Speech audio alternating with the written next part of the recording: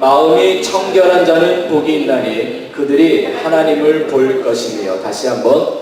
마음이 청결한 자는 복이 있나니 그들이 하나님을 볼 것이며. 다시 한번 더 크게 한번 해봅시다. 시작. 마음이 청결한 자는 복이 있나니 그들이 하나님을 볼 것이며. 아멘. 여러분들은 어떠셨는지 모르겠지만 저는 지난 3주간 이 짧은 한 절의 말씀을 묵상하면서 제 안에 참 많은 도전과 많은 변화를 맛보고 있습니다. 이 말씀을 묵상하면 할수록 참 놀라운 말씀이라는 감동을 얻게 됩니다. 아주 짧은 세 단어로 만들어진 성경 구절입니다. 마음, 청결함, 하나님 보는 것. 어찌 보면 우리가 늘 생각하고 있는 말씀 같지만 이 짧은 한 절의 말씀이 예수 십자가의 복음이 무엇인지, 과연 그 예수로 말미암아 얻게 되는 구원의 진리는 또한 무엇인지를 아주 정확하게 설명해 주고 있습니다. 또 예수 믿어서 구원을 얻은, 영생을 얻은 성도들이 이 땅에서 선물로 받은 그 완전한 구원을 우리 일생을 통하여 하나님의 나라에 가는 날까지 그 구원을 완성해가는 이 회개의 삶이 무엇인 줄을 이 한 절의 말씀이 아주 뚜렷하게 우리에게 지시를 해주고 있습니다. 그래서 이 말씀은 절대 귀로만 듣고 머리로만 알아서는 안 되는 말씀입니다. 안다고 축복이 되는 그런 말씀도 아닙니다. 우리 모두가 날마다 온 마음으로 믿고 깨닫고 반드시 내 영혼에, 내 내면에 경험적으로 이루어져야만 하는 그런 말씀인 것을 여러분들이 다시 한번 마음에 명심해 주시기를 바랍니다. 우리는 앞으로도 이 두꺼운 성경이라는 책을 많이 배워갈 것입니다. 그런데 결국 성경을 어디를 열어서 읽든지 묵상을 하든지 공부를 하든지 결국은 그 목적과 결론이 어디에 도달하게 될까요? 마음이 청결한 자가 하나님을 보는 복, 이게 결론이 되고 목적이 될 거라는 것입니다. 무슨 말인지 이해가 되시죠? 또 우리가 이 성경을 진리로 믿고 살아가면서 순종하며 또 때로는 우리가 넘어지고 실패하고 한 그런 때에도 하나님의 그 은혜를 경험할 때마다 우리 안에서 이루어지는 그 일들이 뭘까요? 마음이 청결하게 되어 하나님을 보게 되는 그 축복으로, 그 신령한 복으로 우리의 인생을 살아가게 되는 것입니다. 여러분들이 믿음을 갖고 이 땅을 살면서 여러분 나름대로 예수에 대하여, 복음에 대하여, 진리에 대하여 많은 간증들이 생기실 겁니다. 또 많은 간증들이 있으실 겁니다. 역시 그 간증이 어떤 형태든지 어떤 경험을 했든지 어떤 축복을 받았든지 어떤 연단을 경험했든지 그 핵심은 뭘까요? 마음이 청결하게 되어 하나님을 보았다, 이거 아닙니까? 그렇기 때문에 이 말씀이 정말 우리 심령에서 깨달아지고 경험되고 이루어지지 않는다면 어떠한 삶의 변화도 영적인 축복도 얻지 못할 것입니다. 이 말씀은 귀로만 듣지 마십시오. 마음으로 들으셔야 합니다. 머리로만 생각하지 마십시오. 여러분의 삶으로 경험해낼 수 있도록 온 힘을 다하셔야만 합니다. 예수님이 말씀하신 이 마음, 카르디아, 또 그 마음이 청결하게 되는 것, 카타로스, 이것을 오늘 말씀을 잠깐 한번 복습을 해본다면 자, 이런 생각을 했습니다. 다른 건 모르고요, 제가 제 설교에 대해서 자랑 같은 거 잘 안 하는 사람인데 지난 2주의 설교는 여러분들이 듣고 또 듣고 듣고 또 듣고 하셔서 외울 수 있으셨으면 참 좋겠습니다. 여러분들의 영성에, 영적인 삶에 큰 도움이 될 것입니다.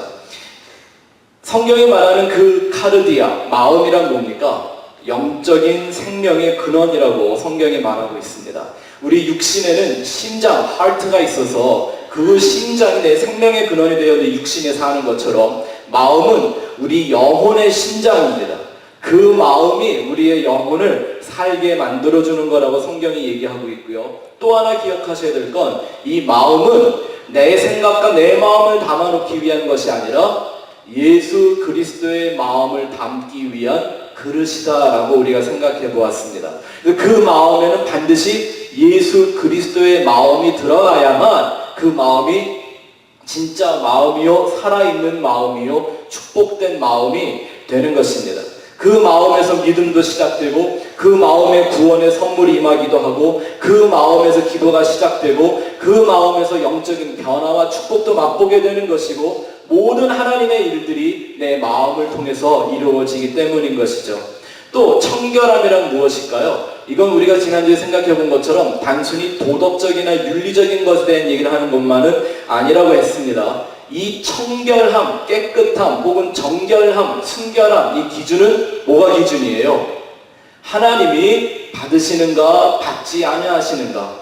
하나님이 받으시는 건 거룩한 것이고 하나님이 받지 않으시는 건 그것이 아무리 세상에 가치 있다 말해도 아무리 그것이 옳다고 말해도 하나님이 받지 않는 그것이 불결하고 부정한 죄인 것을 우리는 지난주에 성경을 통해 같이 확인해 보았습니다.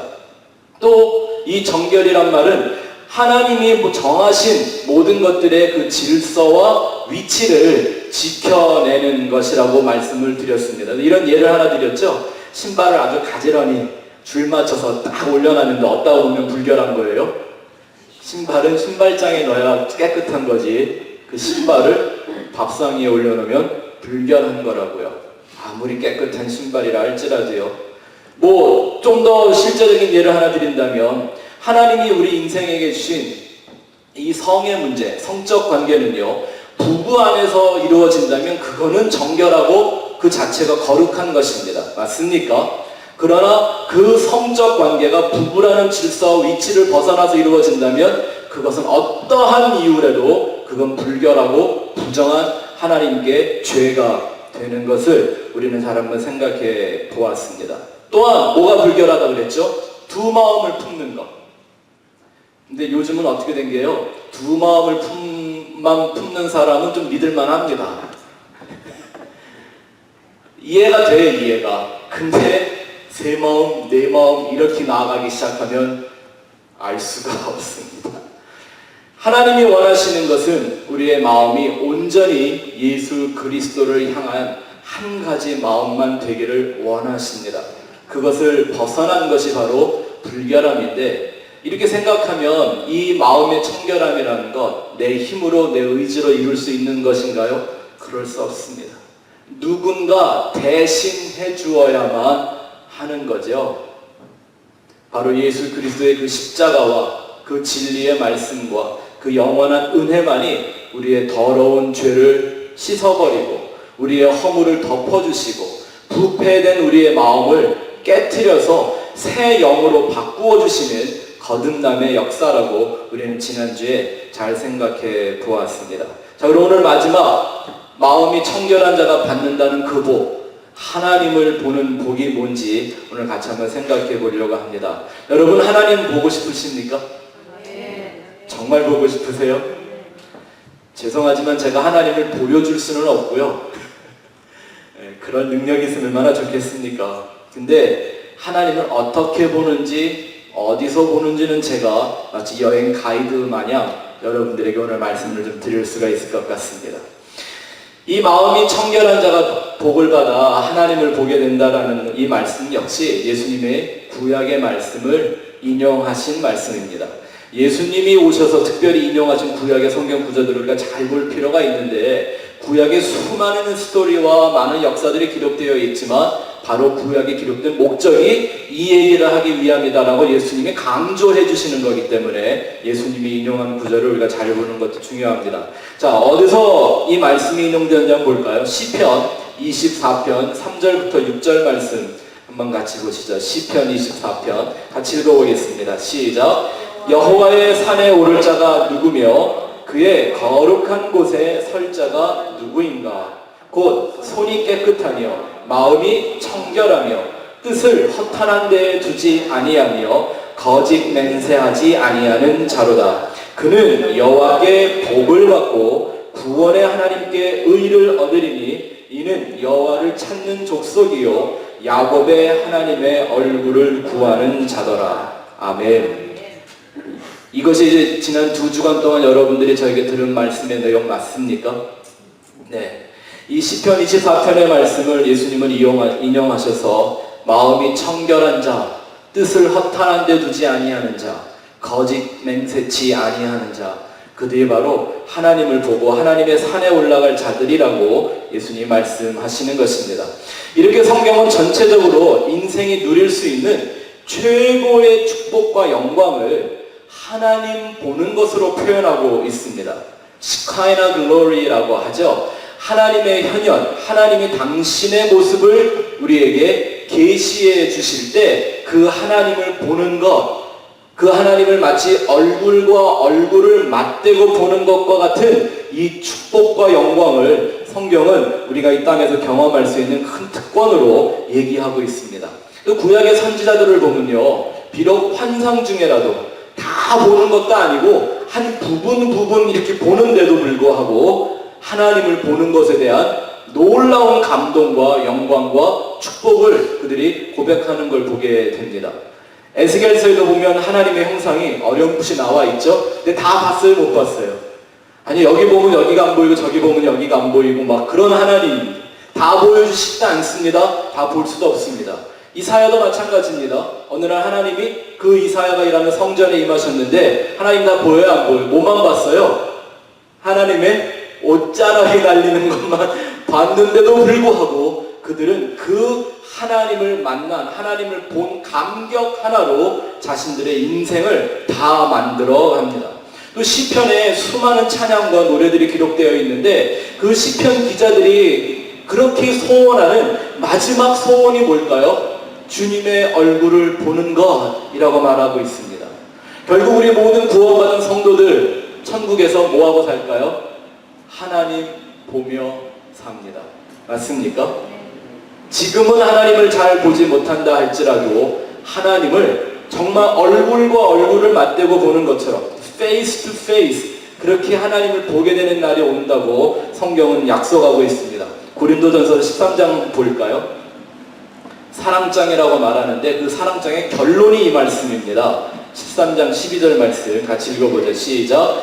우리가 지금은 거울로 보는 것 같이 희미하나 그때는 얼굴과 얼굴을 대하여 볼 것이요 지금은 내가 부분적으로 아나 그때에는 주께서 나를 아신 것 같이 내가 온전히 알리라. 할렐루야. 우리는 이거 하다가 이거 완성하려고 천국에 가는 것입니다. 천국은 그냥 놀다가 쉬다가 하려고 가는 데가 아닙니다. 그냥 하나님 보러 가는 겁니다. 그 하나님의 나라와 그 의가 완전히 이루어진 그곳에서 영원한 영광의 하나님을 보며 살아가게 되는 그곳, 거기가 천국인 것이죠. 근데 예수님이 말씀하신 마음이 청결한 데는 복이 있어서 하나님을 보는 복을 받는다고 그랬는데 이게 이렇게 미래에만 이루어질 그 말씀으로 주신 걸까요? 과연? 다른 팔복의 말씀을 다 보면 이 말씀이 미래형이에요? 아니면 현재 진행형이에요? 다 모든 말씀이 심령이 가난한 자부터 시작해서 지금 이 땅에서 여기서 내 안에서 시작되어 영원한 날까지 완성되어져야 될 그 말씀을 주고 있는 겁니다. 근데 다른 7의 말씀은 다 그런데 이 마음이 청결한 자의 복만 미래형일까요? 그렇지 않겠죠. 이 말씀도 역시 미래에 완성될 일이지만 현재 오늘 이 시간 바로 내 안에서부터 지금 여기서부터 이루어져 가는 그런 하나님의 신령한 축복이라는 것입니다. 여러분 잘 들어보세요. 이 땅에서 마음이 청결하여 하나님을 보는 이 복을 맛보지 못한 사람들, 이 땅에서 하나님을 본 적이 없는 사람들은 아마 영원히 하나님을 볼 수 없을지도 모릅니다. 아멘. 지옥이라는 데가 어떤 곳입니까? 하나님과 분리된 곳이기 때문입니다. 그걸 성경이 사망이라고 말하죠. 그러니 마음이 청결해짐으로 하나님을 본다는 게 이것이 기독교 신앙에 얼마나 중요한 것인지 두말하면 잔소리이죠. 하나님이 존재한다면 누가 그 하나님 보고 싶지 않겠습니까? 누가 만나보고 싶지 않겠습니까? 그런데 주의해야 될 것이 하나가 있습니다. 마음이 깨끗해야 하나님을 본다는 이 원리는 사실 기독교에만 있는 원리가 아닙니다. 그렇죠? 다른 모든 종교들이 추구하는 게 뭐예요? 심신을 깨끗하게 수련해서 자신들이 바라는 어떤 그런 신적 존재와 초월적인 존재를 체험하고 그들과 연합되기를 원한다고 하는 이런 원리들을 다 가지고 있습니다. 불교의 원리가 뭡니까? 불교는요, 석가모니를 믿는 종교가 아니에요. 그렇게 알고 있으면 불교를 잘못 믿는 겁니다. 요즘은요, 교회에도 거듭난 그리스도인들이 많지 않지만 요즘 불교에서도 거듭난 불교인들 찾아보기 참 어렵습니다. 불교는 나도 석가모니처럼 열심히 고행을 하고 도를 닦아서 참 선을 깨달아 나도 부처가 되자라는 거예요. 그러니까 이런 건 다 모든 종교 안에 담겨져 있는 것이죠. 소위 말하는 종교의 형태가 아닌 것처럼 이 사회와 문화에 가만히 들어와서 이 세상을 타락하게 만드는 뉴에이지 무브먼트. 뉴에이지 사상이 뭔지 아세요? 결국 그게 땅에서 내가 신과 신적 존재와 연합한다라는 걸 목적으로 하는 게 뉴에이지 운동입니다. 아니 심지어는요, 동네 무당들도 신내림을 받습니다. 신내림 받기 위해서 금식도 하고요, 고행도 하고요, 잠도 안 자고요, 별짓을 다 합니다. 이런 모든 종교 안에 나름대로 다 똑같은 얘기를 하는 거예요. 결국은 마음이 깨끗하면 하나님 볼 수 있다, 신을 볼 수 있다, 이런 얘기를 하는 거죠.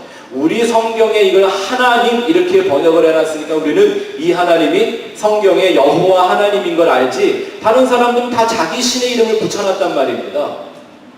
마음이 깨끗하면 누구든지 신을 볼 수 있고 신을 경험할 수 있고 신과 하나가 될 수 있다라는 이런 종교적인 이론들을 다 가지고 있는 거죠.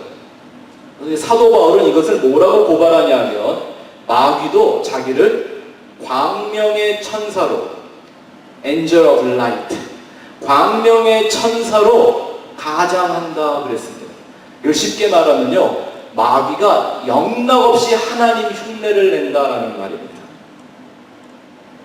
그 마귀가 흉내내는 그 하나님, 그 마귀를 어떻게 구별해낼 수가 있겠습니까? 저는요, 어릴 때 참 재밌는 경험을 한번 한 적이 있습니다. 제가 대학생 때였는데요, 여러분 천사 마귀라는 걸 들어보셨죠? 네, 바로 마귀가 자기를 광명의 천사로 가장해서 역사를 하는 거예요. 근데 사람 안에 귀신이 들어가 역사를 할 수 있는 것처럼 다양한 뭐 귀신의 형태들이 나타나겠지만요, 천사 마귀 들린 사람이 있다라는 걸 저는 교회에서 실제로 한번 경험해 보았습니다. 저희 부모님이 목회하던 교회예요. 정말 교회 일을 너무너무 열심히 하고 잘한다고 소문이 나던 한 노처녀 한 자매가 있었습니다. 이 자매는요, 정말 그 인생이 교회가 다인 것처럼 살았던 사람이라고 제가 지금도 기억이 납니다. 주일학교부터 시작을 해가지고요, 새벽 기도를 한번 빠지는 법이 없고요, 과연 이런 사람이 없으면 오늘날 교회가 될까? 예수 믿으면 저렇게 믿어야지 라고 말을 할 만큼 그렇게 열심을 갖고 헌신하고 교회를 출입하던 한 자매였는데, 시간이 지나가면서 이상한 일이 자꾸 일어납니다. 뭐냐면 이 사람은 너무너무 열심히 교회를 잘 다니는데요, 이 사람하고 접촉하고 관계하는 사람들마다 영락없이 시험에 들거나 교회를 떠나거나 심지어는 신앙을 버리는 일까지 생기는 일이 그 사람 주위에서 자꾸 생기는 거예요. 근데 한때 축사 사역을 했던 저희 어머니가 어느 날 기도하다가 그 정체를 아신 겁니다. 뭐가 문제인가? 그 사람 안에서 역사하는 것이 성령이 아니라 바로 광명의 천사로 가장하여 역사하는 귀신이라는 걸 저희 어머니가 아시고서 교회에서 기도를 시작했습니다. 왜 그런 거 하죠? 한국교회 장로교회는 이렇게 예배가 시작되면 목사님, 또 그 뒤에 기도하시는 장로님, 그 다음에 성가대가 이렇게 뒤에서 이렇게 막 지으면서 이렇게 쫄쫄쫄쫄 따라 들어갑니다. 근데 막 그런 예배 한참 드릴 때예요. 제가 대학생 때니까. 근데 갑자기 주일 2부 예배를 드리고 저희 성가대가 들어가는 그날 이 자매가 예배 시간에 벌떡 일어나서, 저는 정말 사람의 눈이요, 정말 초록 색깔로 변하는, 요즘 애들 서클 렌즈 끼고 다니는 것처럼 그렇게 변하고요, 아주 주일학교에서 어린아이들의 찬성을 꾀꼬리같이 잘 불렀던 그 자매 안에서 이상한 남자와 같은 거친 목소리가 나오는 걸 정말 괴기 영화 보는 것처럼 목격하게 됐었습니다. 그 사람은 뭐에 빠져 있었던 걸까요? 광명의 천사로 가장했던 귀신의 역사를 성령의 역사로 오해하고 착각하고 거기에 놀아난 것이죠. 왜냐하면 하나님을 본 사람이 없기에, 본 적도 없기에 신비하기만 하면 무조건 하나님일 것이라고 믿고 받아들이는, 그리고 자기의 체험을 신성화하는 것이 얼마나 위험한가를 잘 보여주는 일입니다. 제가 처음 미국에 와서 공부하면서 모셨던 그 목사님이 한 간증이 있습니다. 이분도 청년 시절에 신학교를 다니시면서 나도 다른 사람들처럼 하나님을 만나고 예수를 경험하고 막 이런 그런 은혜를 좀 맛보고 싶어갖고요, 막 금식하며 기도하셨대요.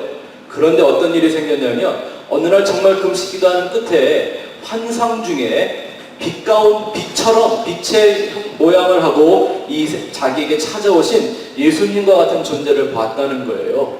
너무나 기뻐가지고 이 목사님이 그 예수님 앞에 막 달려가려고 하다가 어떤 생각이 퍼뜩 들었냐면 이거 진짜일까? 그러면서 이 목사님 마음에 이런 생각이 들었대요. 정말 저것이 예수님이면 손에 못자국이 있겠지. 그래서 기도 중에 그랬답니다.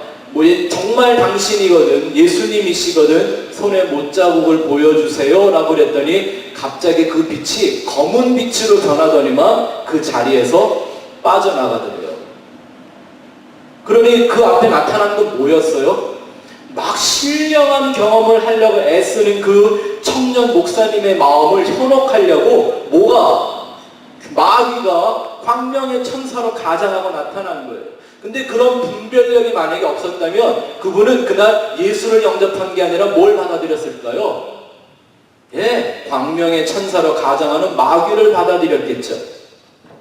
신비한 체험, 우리가 할 필요가 있고 경험도 하는 것도 나쁜 건 아니겠지만 이런 부분들을 분별할 수 없으면 정말 위험하다라는 겁니다.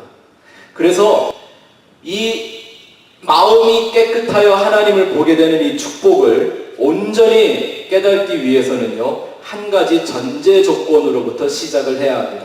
주보를 한번 보시죠. 첫 번째 조건이 뭐냐면 하나님은 보이지 않는 분이요 볼 수도 없는 분이다라고 성경이 말씀하고 있는 것을 분명하게 우리가 알고 가야 합니다. 한번 볼까요? 첫 번째 디모데전서 6장 16절 말씀 읽어보겠습니다. 시작. 오직 그에게만 죽지 아니함이 있고 가까이 가지 못할 빛에 거하시고 어떤 사람도 보지 못하였고 또 볼 수 없는 이시니 그에게 존귀와 영원한 권능을 돌릴지어다. 아멘. 뭐라고 정확하게 말씀하고 있죠? 하나님에겐 절대 가까이도 갈 수가 없고 어떤 사람도 보지 못하였고 볼 수도 없다라고 그랬습니다. 우리가 하나님을 보았다고 그렇게 얘기를 해주는 이사야 선지자는 오히려 그렇게 기대했던 하나님을 보고 나서는 뭐라고 고백을 하는가 한번 볼까요? 이사야서 6장 5절 시작. 그때 내가 말하되 화로다 나여 망하게 되었도다. 나는 입술이 부정한 사람이요 나는 입술이 부정한 백성 중에 거주하면서 만군의 여호와이신 왕을 되었음이로다 하였더라. 아니 하나님을 봤는데 하나님이 찾아왔는데 할렐루야 하며 기뻐 뛰어야지 갑자기 이 사람이 어떻게 돼요? 죽는 신용을 해요. 화로다 나로 망하게 되었도다. 아니 내가 복되다 이렇게 얘기를 해야 되는 거 아닙니까? 정말 하나님을 만나게 된다면 이런 고백을 할 수밖에 없겠죠. 이 6장의 초반부에 보면요 정작 하나님을 가장 가까이에서 섬기도록 창조된 경배하는 천사들도요 날개가 6인데 이 천사들이 두 날개로는 날고 두 날개로는 몸을 가리고 두 날개로는 얼굴을 가리고 하나님을 보지 못한다고 성경이 기록하고 있습니다. 모세가 40일 동안 시내산에 올라가서 하나님을 만나고 내려왔습니다. 하나님을 정확하게 하나님의 형상을 봤다는 것도 아니고 하나님의 음성을 들으며 하나님이 그 계명을 주시는 특권을 받았습니다. 자기는 몰랐을 거예요. 근데 산에서 내려오는데 어떤 일이 일어나더라고요? 그 얼굴에서 광채가 나는데 사람들이 그 얼굴의 광채에 눈이 부시고 두려워서 얼굴을 수건으로 가리워야 했다고 했습니다. 그러니 진짜 하나님에게 나타나는 그 영광, 그 광채, 그 하나님의 거룩하심은 어떠한지 우리가 상상도 하기가 쉽지 않은 것이죠. 그런데 왜 예수님은 굳이 하나님을 보는 것이 마음이 청결한 자의 복이라고 얘기하는가? 본다라는 말의 의미를 좀 우리가 잘 생각해 볼 필요가 있습니다. 헬라어로 여기서 하나님을 본다라는 말은 호라오라고 합니다. 한번 해볼까요? 호라오. 같은 뜻을 품고 있는 히브리어는요, 여러분들이 잘 아시는 야다라는 말입니다. 그래서 제가 오늘 특별히 주거에 넣지 않았는데요. 보통 이 호라오라는 말은요, 일반적으로 번역을 해서 쓰면 마음으로 본다, 영으로 본다, 뭐 이런 의미를 갖고 있는 말인데, 이걸 정확하게 한 3가지로 구분해서 살펴볼 수가 있습니다. 단순히 그냥 본다라는 게 아니라 첫 번째 호라오에는 이런 의미가 있습니다. 무엇인가를 바라본다 혹은 응시한다라는 거예요. 그 말대로 뭔가를 보기는 보는데 이렇게 적당히 대충 보는 게 아니라 어떻게 해요? 집중해서 깊이 있게 관찰하는 것을 의미합니다. 그냥 이렇게 눈이 있으니까 보여서 보여지는 것을 말하는 게 아니라 내가 그것을 보기 위하여 집중하는 것을 말하는 거죠. 마치 우리가 아름다운 경치를 감상할 때 하나하나를 다 세밀하게 바라보듯이 어떤 그림을 볼 때, 글쎄 여기 그림에 관해서는 아시는 분은 한 분밖에 없으신 것 같은데, 우리는 어떤 그림이 막 좋다 그러면 그 그림이 왜 좋은지 모르잖아요. 그럼 그 그림이 좋은 그림이라 그러면 아마 우리 모두가 그럴 거예요. 모나리자의 그 그림 앞에 서면 과연 이 그림이 왜 그렇게 유명한 걸까?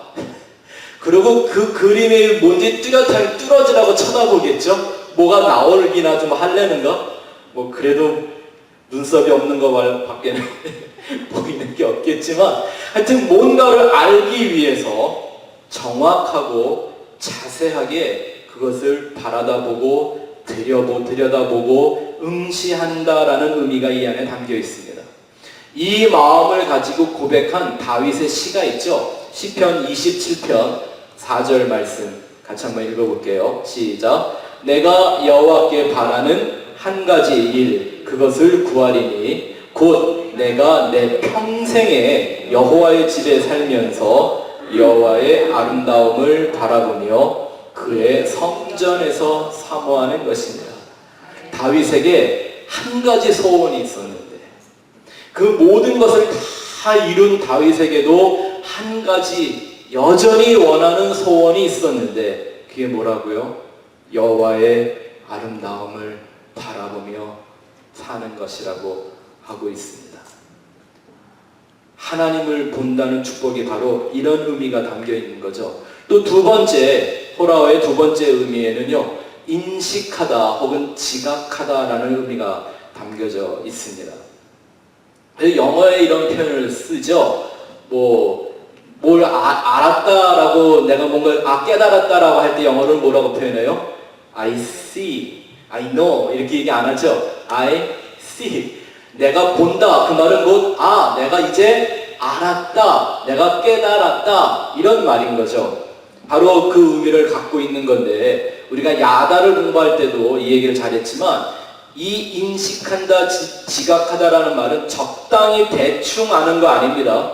눈치로 한번 훑어보고 때려잡는 것 같은 이런 거 아닙니다. 추측을 하는 것도 아닙니다. 마치 수학의 공식을, 정확한 공식, 그 포뮬라를 알고 수학의 문제를 푸는 것과 공식을 모르는데 문제를 풀어보려고 헤매는 건 다른 겁니다. 그쵸? 예를 들어 자동차가 있다고 한번 생각해 보십시오. 자동차의 메커니즘을 아는 사람들에게는 어떤 자동차를 봤을 때 우리가 보는 건 물론 겉껍데기가 먼저 보이긴 하겠지만 엔진이 어떻게 생겼는지, 트랜스미션이 어떨는지, 이런 엔지니어링에 관한 걸 생각을 하겠죠. 근데 자동차를 볼 때 이런 메커니즘을 모르는 사람들은 뭐만 보일까요? 색깔과 디자인만 보는 겁니다. 그러니까 가끔 보면 특히 우리 자매님들은 컴퓨터를 살 때도 컴퓨터의 기능, 사양 이런 건 생각도 안 해요. 뭐가 좋아야 돼? 뭐니 뭐니 해도 디자인이 컴퓨터를 색깔로 사. 안에 모르니까. 이런 건 정말 아는 게 아닌 거죠. 네. 그래서 무엇을 알되 정확하고 분명하고 구체적이며 실제적으로 아는 것, 그것을 히브리어가 야다라고 표현하죠. 그래서 성경은 그렇게 하나님을 아는 것을 찬양한다, 감사한다라고 말하는 겁니다. 하나님을 알면 알수록 찬양할 수밖에 없고 하나님을 경험하면 경험할수록 감사할 수밖에 없기 때문입니다. 왜 내 삶 속에 감사와 찬양이 멈추는가? 하나님 모르면 멈출 수밖에 없는 거죠. 정말 그 하나님을 깊이 경험함으로써 그냥 귀로 머리로만 아는 게 아니라 눈으로 보는 것처럼 아는 것, 그것을 말하는 거죠. 이렇게 고백한 사람이 성경에 또 하나 있습니다. 누구죠? 욥이라는 사람. 욥기 길죠. 42장이나 되는 성경에 욥과 친구들이 나와서 하나님은 이런 분이라고 서로 막 논쟁을 합니다. 참 재밌죠? 맞는 사람은 하나도 없었는데 다 자기들끼리 내가 생각하는 하나님의 생각이 맞다 우기면서 서로 막 논쟁을 합니다. 그걸 보다 못해 하나님이 결국 나타나셔서 모든 걸 잠재워 버리십니다. 다 책망을 하십니다. 그때 욥이 이렇게 고백을 하죠. 욥기 42장의 말씀을 같이 읽어볼까요? 시작. 내가 죽게 대하여 귀로 듣기만 하였사오나 이제는 눈으로 주를 배웠나이다. 그러므로 내가 스스로 거두어 드리고 티끌과 제 가운데에서 회개하나이다. 여러분들이 앞에 눈으로 본다라는 말은 다들 많이 기억하시죠? 근데 그 다음 줄까지 기억을 하셔야만 이 구절이 완성됩니다. 하나님을 정말 눈으로 보는 것 같은 사람 속에서 뭐가 멈추지 않는다? 하나님의 그 진리와 하나님께로 돌아가는 그 회개가 멈추지 않는다고 욥은 고백하고 있는 것입니다. 하나님을 아는 것만큼 하나님을 볼 수가 있고 하나님을 보는 것만큼 회개하는 삶을 살 수 있기 때문인 것이죠. 또 세 번째, 이 호라오에라는 뜻의 말에는 경험하다, 확신하다 이런 의미가 이 안에 담겨져 있습니다. 특히 어떤 한 존재, 사람에 대해서 우리가 뭔가 알 때요, 그 사람에 대해서 정보로 아는 것과 경험을 통해 알게 되는 건 참 다릅니다. 아마 사시면서 안 해보신 분들도 계시는지 모르겠지만 뭐 소개팅 아니면 혹은 선을 보는 것, 블라인드 데이트 같은 거 한 번쯤 해보겠죠? 근데 분명히 내 앞에 와 있는 그 사람이 내가 소개받았던 그 사람이면 참 좋겠는데 아닐 때가 많죠. 겪어보니까. 이런 참 배신감을 갖게 해준 사람이 누구냐면 오바마 대통령입니다. 오바마 대통령이 선거 전에는, 대통령 취임 직전에는 자기는 침례교회에 다니는 그리스도인이기 때문에 동성결혼 절대 찬성 안 한다 라고 말하더니 결국 미국을 동성결혼을 합법화하는 대통령으로 자기를 자랑스럽게 여기는 사람이 되었습니다. 그걸 대법원에서 동성결혼 합법화한 날 백악관을 무지개로 장식을 해놓고 셀러브레이트를 했던 사람입니다. 경험해보니까 다르더라는 거죠.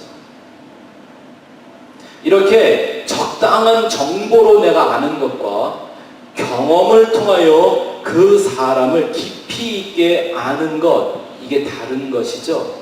그래서 예수님 말씀하신 하나님을 본다 할 때 이 보는 것, 호라오라는 말에는 이 세 가지의 의미가 담겨 있는 겁니다. 그것을 정확하게 바라보고 응시하는 것, 집중하는 것. 두 번째는 깊이 있게 인식하고 깨달아내는 것. 그리고 세 번째는 그걸 경험을 통해 확신한다라는 이 말의 의미가 이 예수님의 한 구절 안에 다 담겨 있는 것입니다. 그렇다면 하나님을 보는 축복이란 무엇입니까? 분명히 본 사람도 없고 볼 수 없다고 그랬는데 과연 하나님을 어떻게 본다고 예수님이 지금 말씀하고 있는가? 이게 아주 중요한 주제입니다. 첫 번째는 우리가 이렇게 얘기를 해야만 합니다. 예수의 존재에 눈뜨는 것, 이게 바로 하나님을 보는 것입니다. 자, 왠지는 설명을 해드릴게요. 첫 번째는 예수라는 존재에 대해서 눈이 열리기 시작을 하는 겁니다. 바꿔 말하면 예수를 보는 것이 곧 보이지 않는 하나님을 보는 것이요, 그 하나님은 오직 누구를 통해서만? 예수 그리스도를 통해서만 볼 수 있는 존재다 라는 얘기입니다. 자, 성경 구절을 한 구절 보죠.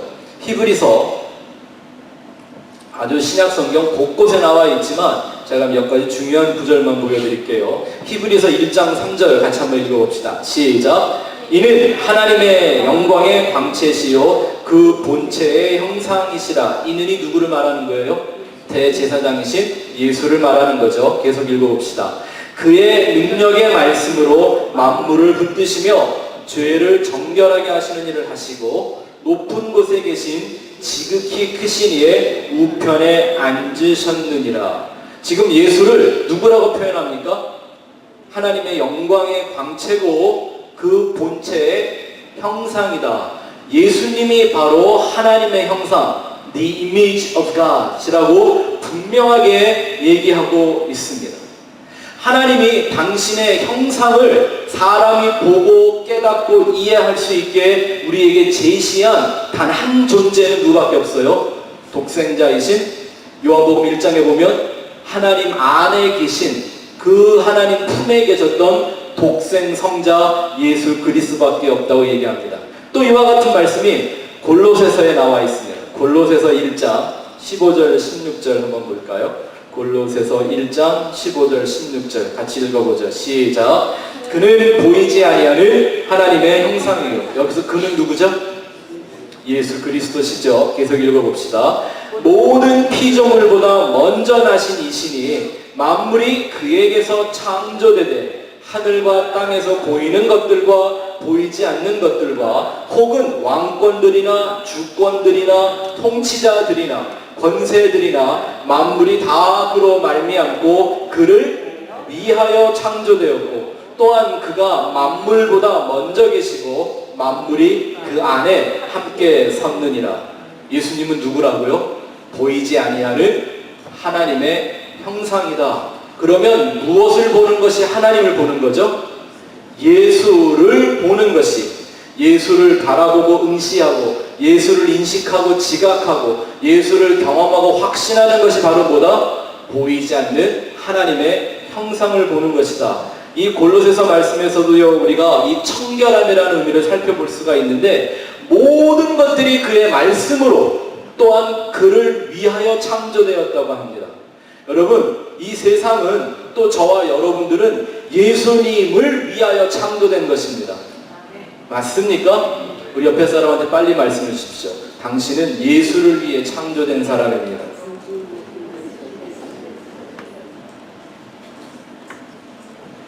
여기 보니까 왕이나 주권이나 통치자나 권세들과 모든 만물이 다 예수를 위해 창조된 거라고 하는데 그 자리를, 그 질서를, 그 목적을 벗어나는 모든 것이 다 뭔 거예요?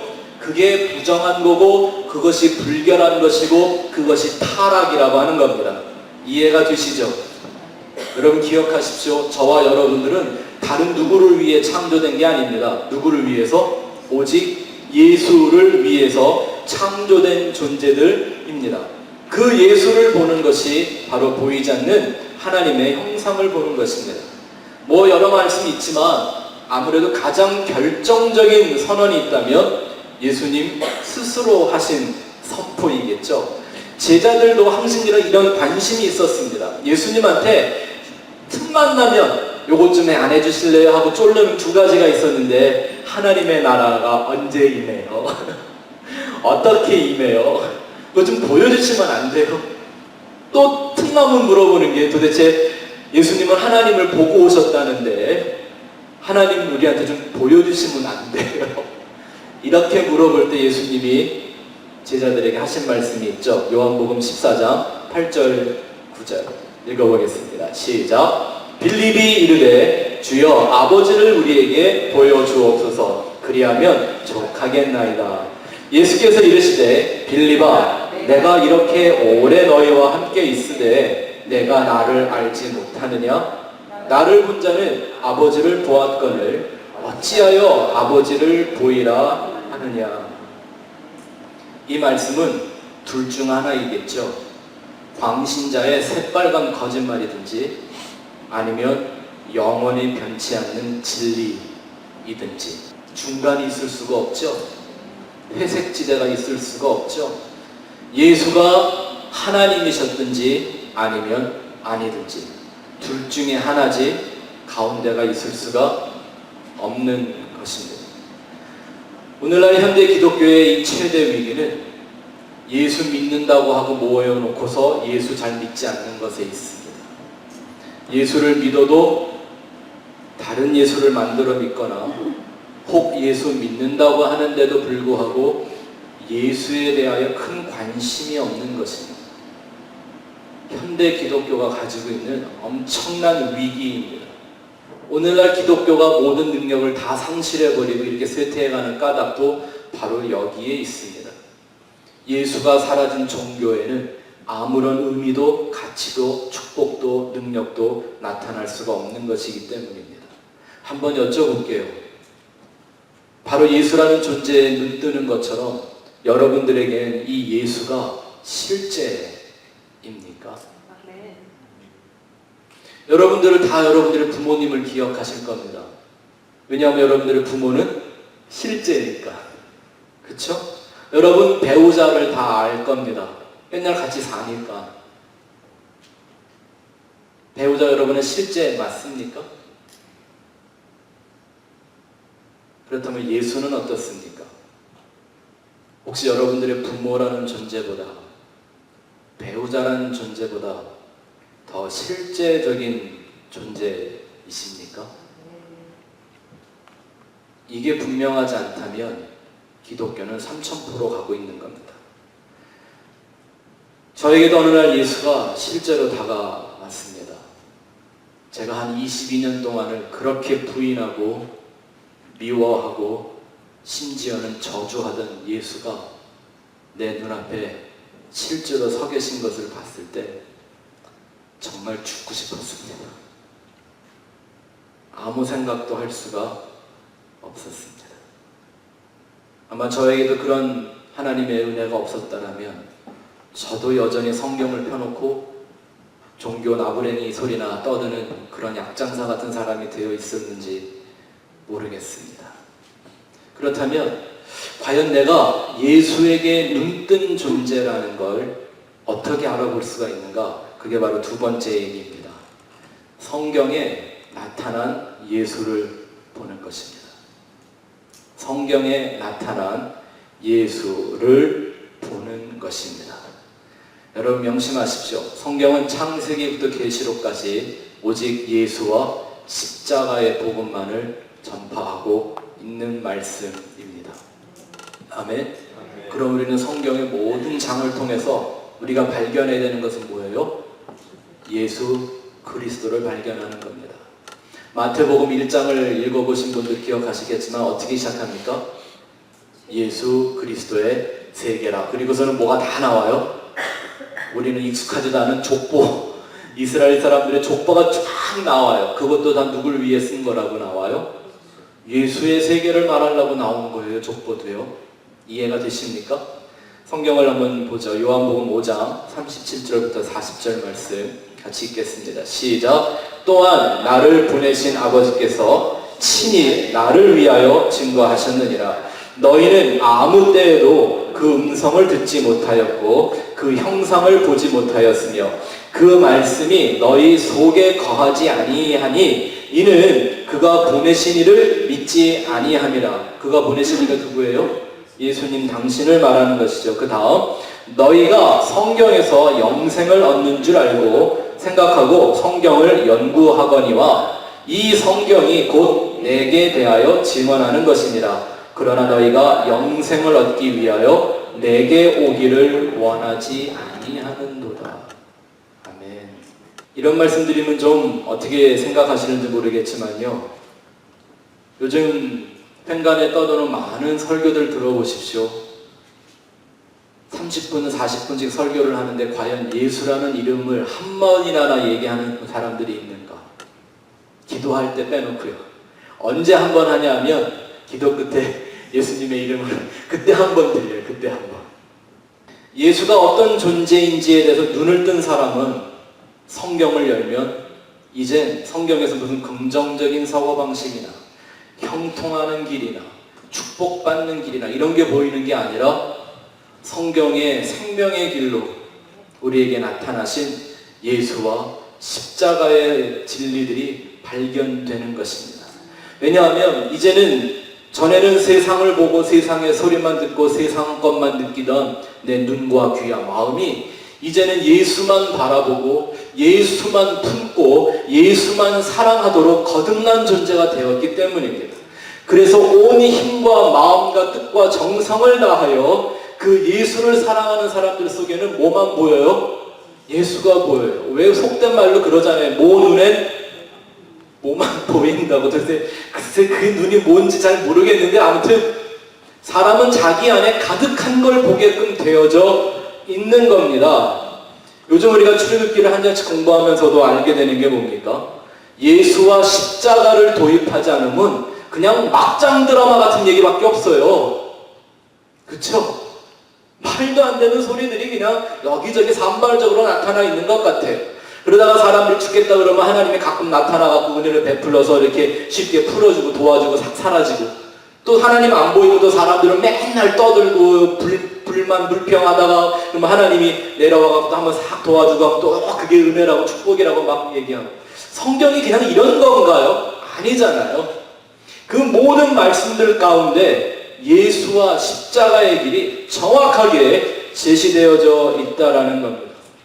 성경은 예수와 십자가가 아니면 이해도 안 되고 해석도 할 수 없는 그런 말씀들이 너무너무나 많습니다. 근데 예수에게 눈이 띄어진 사람은 성경에서 예수를 찾아냅니다. 예수를 발견합니다. 그 예수를 먹고 마시는 은혜를 누리게 됩니다. 오늘날 교회는 잘 아나 예수에 대하여 소경 같은 교인들이 너무나 많습니다. 예수가 보이는 것이 아니라 성경을 열기만 하면 허망한 축복이나 바라고 긍정적인 생각이나 이런 거 뽑아내는 거, 이거 다 자기의 이기적인 인간의 욕망을 버리지 못한 것에서 나오는 실수들입니다. 마지막 하나님을 보는 축복이란 무엇인가?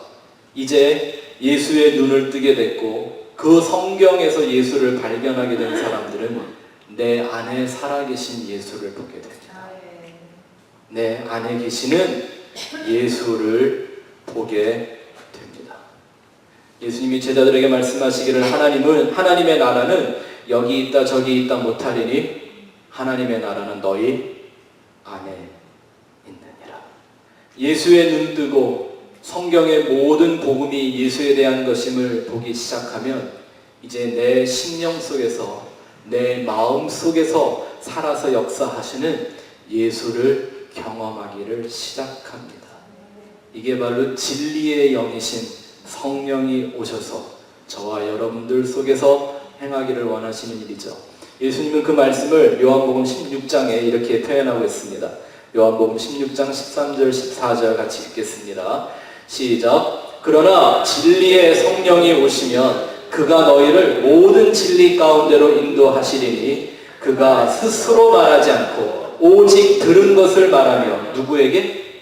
아버지 하나님에게. 맞습니까? 또 계속 읽겠습니다. 장래 일을 너희에게 알리시리라. 그가 내 영광을 나타내리니. 누구의 영광이요? 예수 그리스도의 영광을 나타내리니 내 것을 가지고 너희에게 알리시겠습니다. 보세요. 삼위일체의 하나님을 믿죠? 성부, 성자, 성령. 아버지 하나님은 보인다 안 보인다? 보이지도 않고 볼 수도 없다. 보면 죽는다. 성경이 이렇게 얘기하고 있잖아요. 그럼 성령은 보이나요? 성령도 역시 보이지 않게 임하는 하나님의 영이라고 되어 있습니다. 성경이 유일하게 이 삼위일체 하나님을 볼 수 있게 우리에게 계시하시는 것이 있는데 바로 그게 누구예요? 오직 예수 그리스도 성자 하나님 한 분이시더라는 거죠.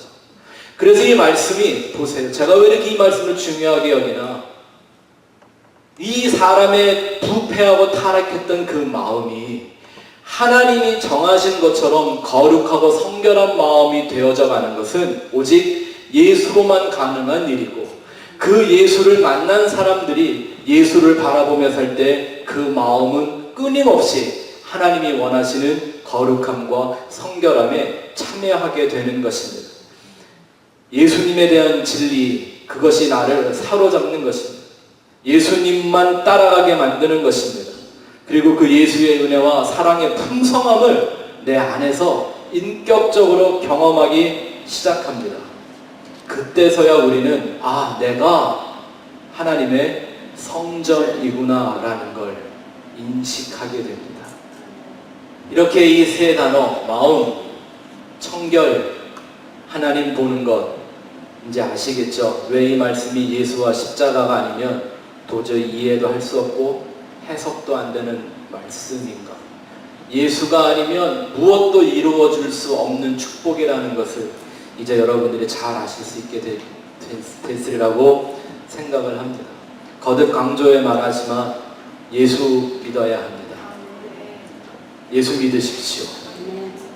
천국이 있다고 믿는 사람들이 가는 거 아닙니다. 구원받고 싶다고 해서 가는 것도 아닙니다. 예수 믿는 사람들만 가는 곳입니다. 오늘날 종교다원주의가 판치고 있습니다. 다 똑같은 얘기합니다. 마음이 청결하면 신이 보인다. 동성결혼 합법화로 이제 성경의 진리가 계속 왜곡되고 있습니다. 이제 심지어는 기독교와 이슬람 싸우지 말자고 크리슬람이라는 기독교와 이슬람을 짬뽕시킨 논, 이런 종교까지 일어나고 있는 시대를 우리가 살고 있습니다. 세상이 뭐라고 하든지 뭘 만들어내든지 그 혼돈과 배도로부터 우리의 믿음을 지켜낼 수 있는 유일한 기준이 뭘까요?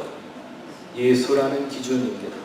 그리고 이 세상뿐만 아니라 안타깝게는요, 모든 종교가 이제 심지어는 어떤 교회들 속에서도 예수만 없애려고 하고 있습니다. 성경이 말씀한 그 예수가 이 세상이 하고자 원하는 모든 일에 제일 큰 걸림돌이 되는 거예요.